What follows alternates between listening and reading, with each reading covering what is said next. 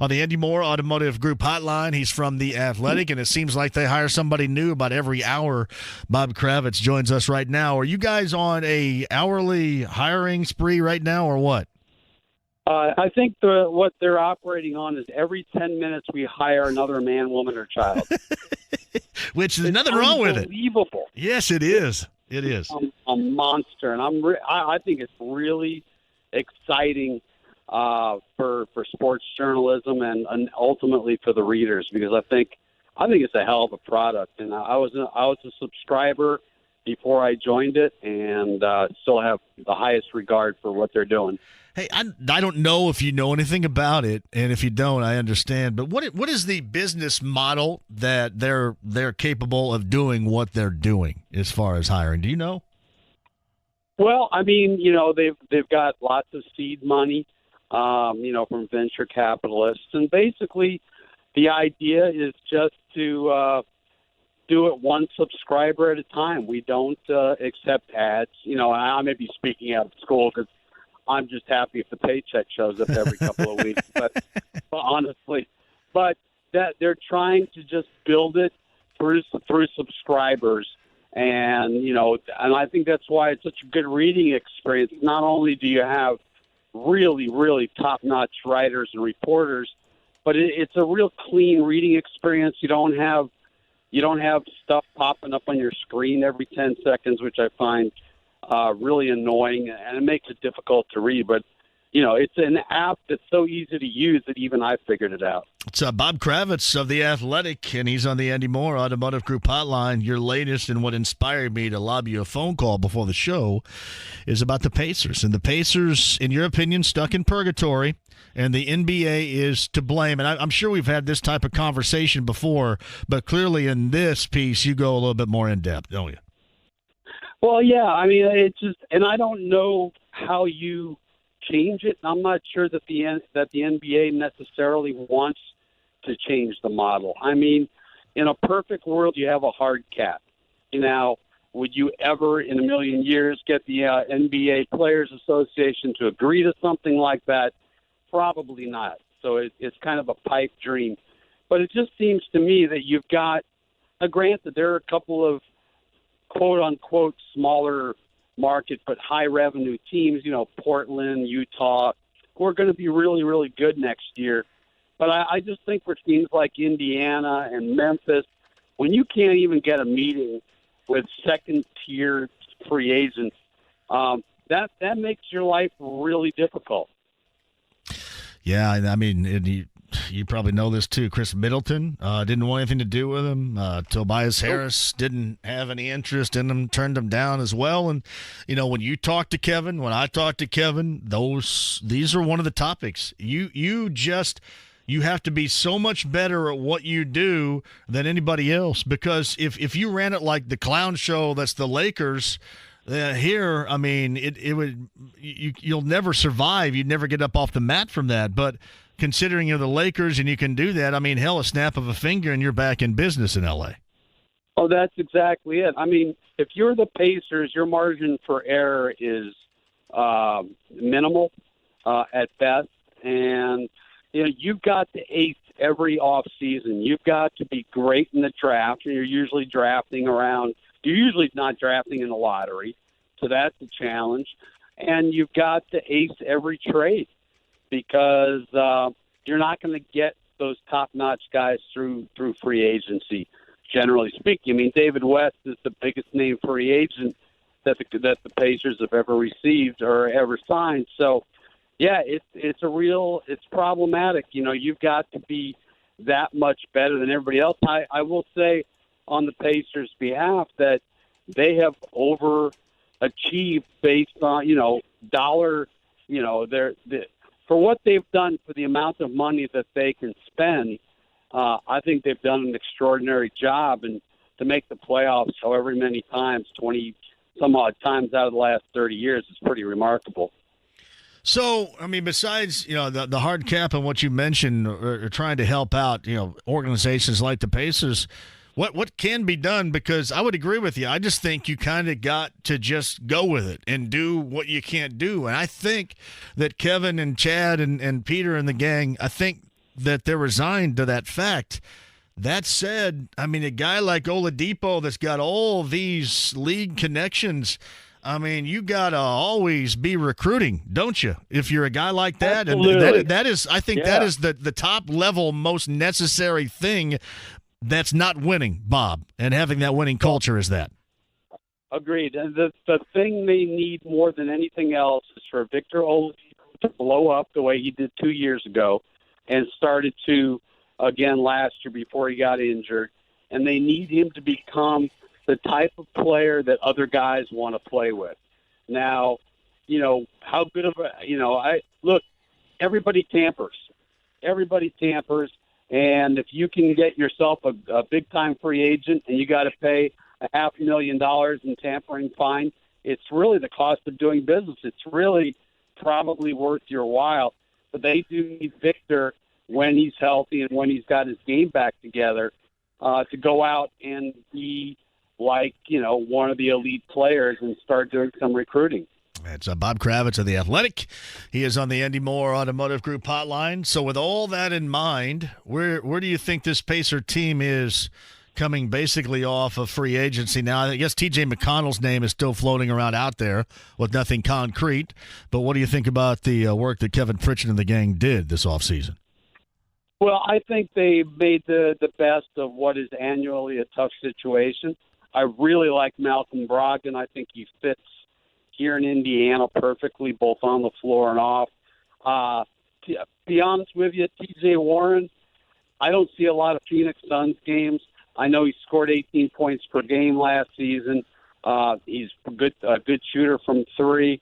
Where he'll fit on a really good team that demands that you play defense, I don't know.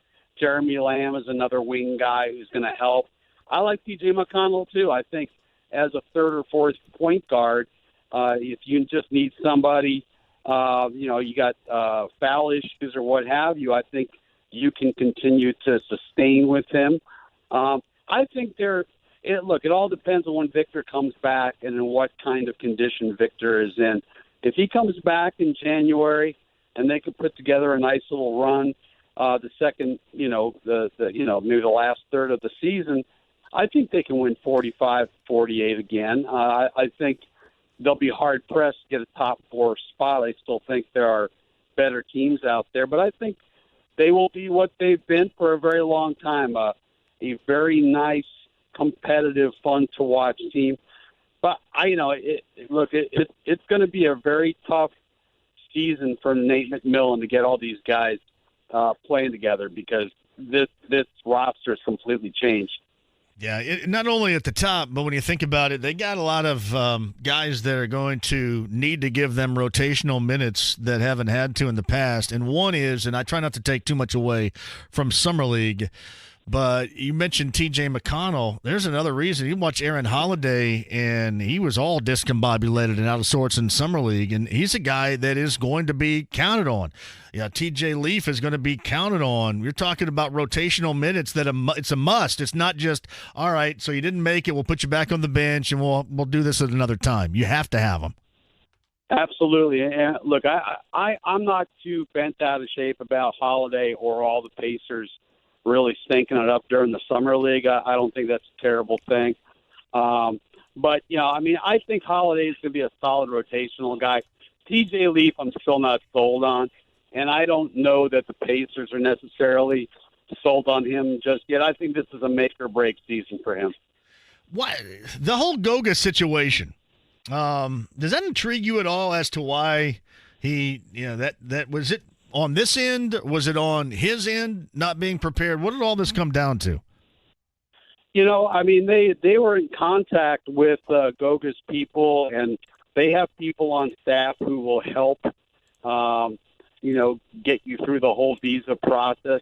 I am not terribly familiar with how the visa process works in the country of Georgia, so I'm not sure where the breakdown was, but I would guess it probably was on their end as opposed to the Pacers' end.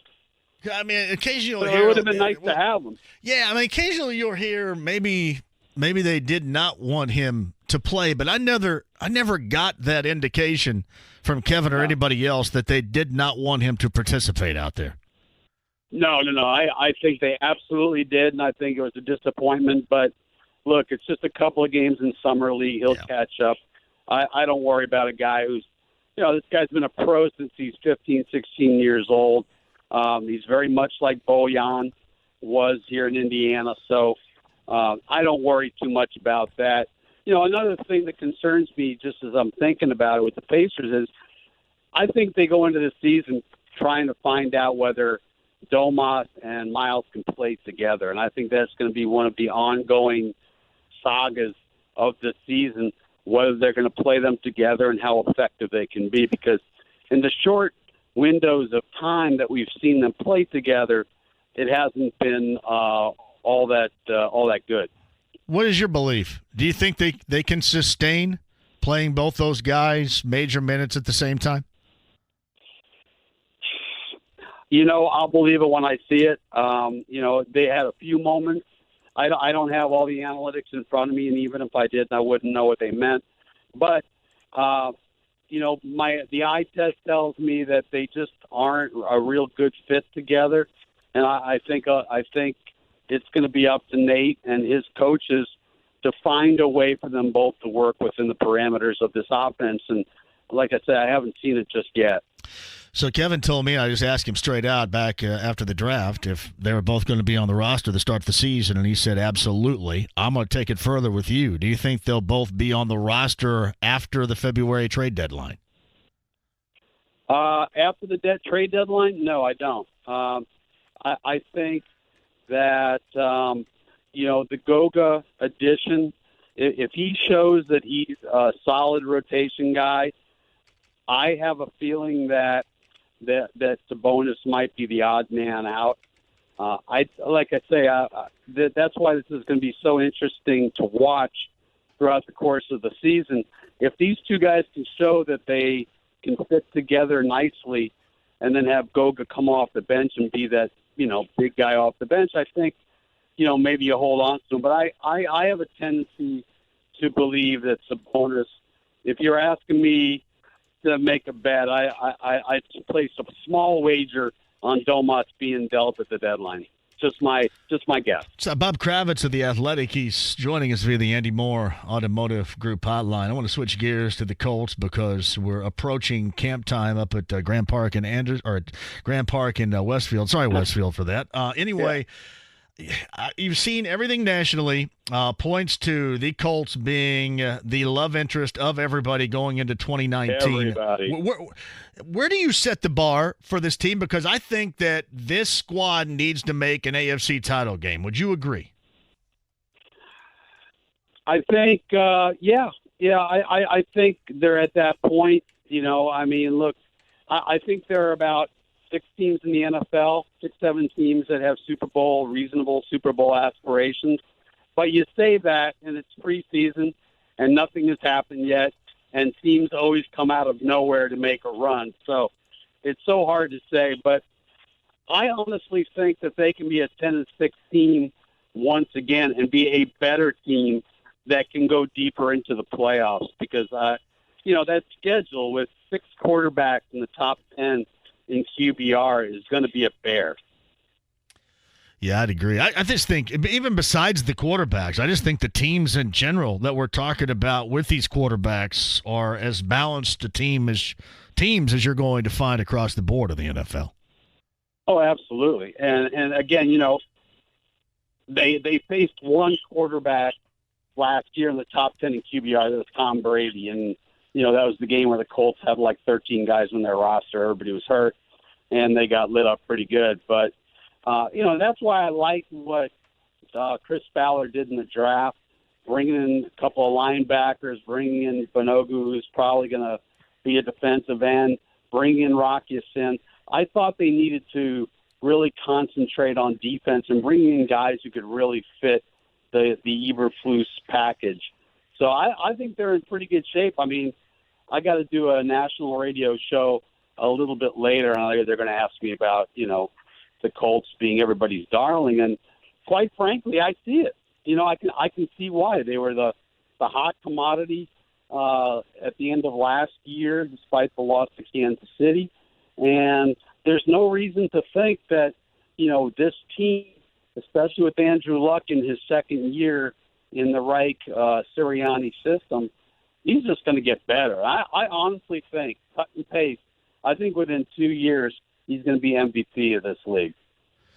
Yeah, and that means Super Bowl time. So the next 3 years, ESPN put out, this is going to be the best team, best organization for the next 3 years.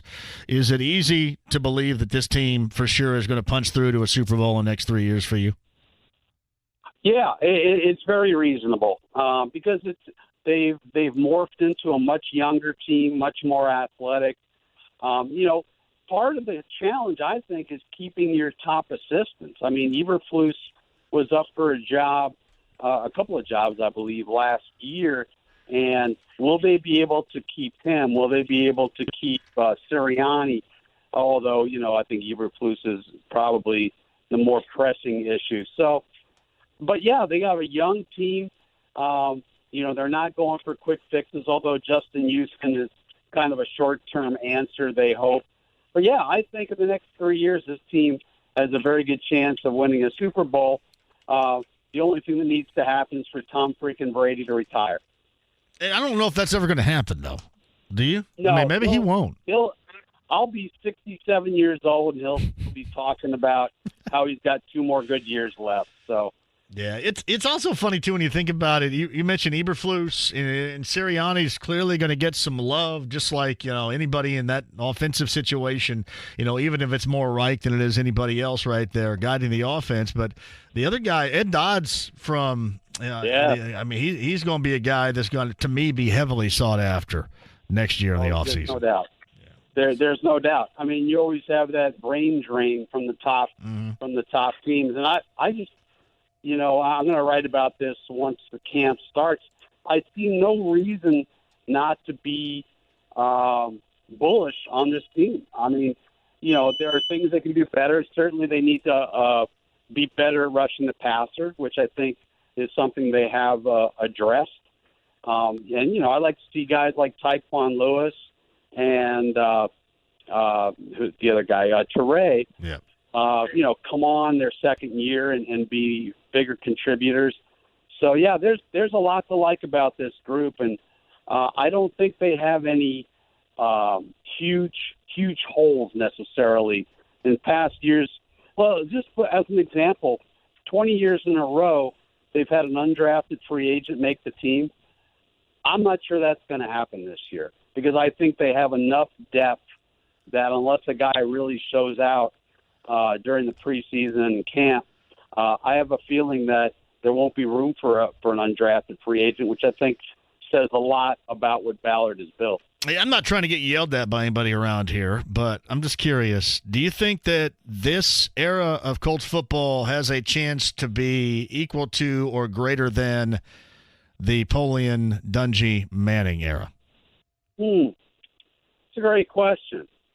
It's one I ought to write about. Well, you can write it down. You don't even have to give me credit. I'm just, yeah. Just give me a minute. Let me jot that down. Look, I think what the Colts accomplished during that 10-year stretch, or however long you want to look at it, was virtually unprecedented. Now, can the Colts win a Super Bowl or even 2 Super Bowls? Yeah, and then they would surpass them. But to be as good as they were for that period of time, boy, that's a pretty high bar to get over. So I think I think they can win multiple Super Bowls. Whether they can be as consistently, overwhelmingly good as they were in the Peyton years, that's going to be a tough one. Yeah, I mean, you have a definitive quarterback, you have a definitive wide receiver, and you add Mathis to the equation with Freeney. That is difficult, and I think this too, because I feel the same way. There was so much losing that went along with this franchise since it got here at that point in time in '84 that will always be viewed as now it's just kind of a statement of expectation, right?